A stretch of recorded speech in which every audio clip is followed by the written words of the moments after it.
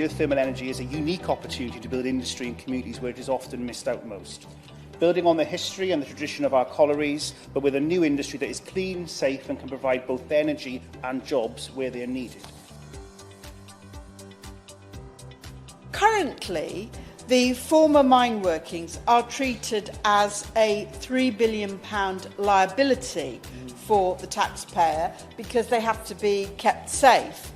But these could be turned into a massive stream of income for the British taxpayer.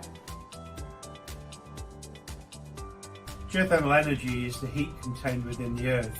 The UK has a legacy of abandoned coalfields which are now flooded with water, and they underlie around about 30% of the UK's housing stock. That flooded abandoned mine contains water that we can take heat from and use that to heat homes and businesses. This is a huge carbon-free energy resource for this country. It sounds really exciting when you think about it.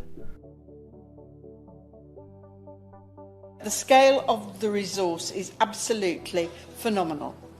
The Coal Authority have completed maps of 23,000 former collieries, and they have a very good understanding of the geology, the engineering and the feasibility of these schemes. In business terms, this represents a business or a sector which would have a turnover of about £2.5 billion a year. It could also be a source of jobs, especially in the former coalfield communities, which are still suffering economic decline and need regeneration. It's nice to think that we actually using our mines.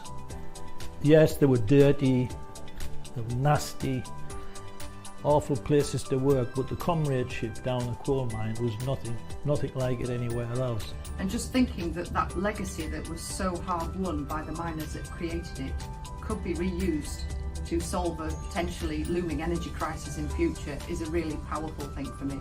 In 2004, the Department of Trade and Industry estimated that this sector could create 1 million jobs. Let's just compare it to the 300,000 jobs in the oil and gas sector. Geothermal energy could fit beautifully into the UK energy mix. One of the problems we've witnessed with the transformation of the UK power system into wind and solar generated material is that the wind doesn't always blow and the sun doesn't always shine, but the earth is always hot, and so it provides great base load, something which those two other energy forms cannot do. The project we've been doing in Spennymoor is really exciting.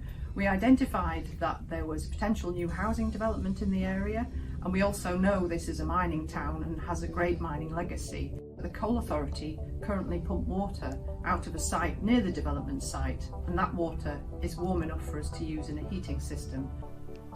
I just see it as something positive, and it is putting something back into Spennymoor, and if it does create the cheaper energy, that's absolutely brilliant, you know.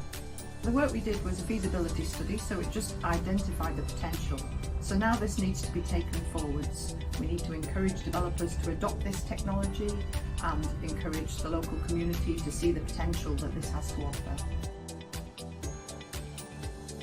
To meet our next carbon budget, it is essential to decarbonise heat. And yet, in the government's 160-page clean growth strategy, there is not a mention of geothermal. We need to just develop these systems. We have the technology, we know how to deal with abandoned mines, we know how to use the engineering systems that we need, so we just need to do it. And we're putting something back. You know, we've taken the coal out, we've used it for whatever, but now we're going to use the water. We will pursue this because it is important and it could be very productive for this country.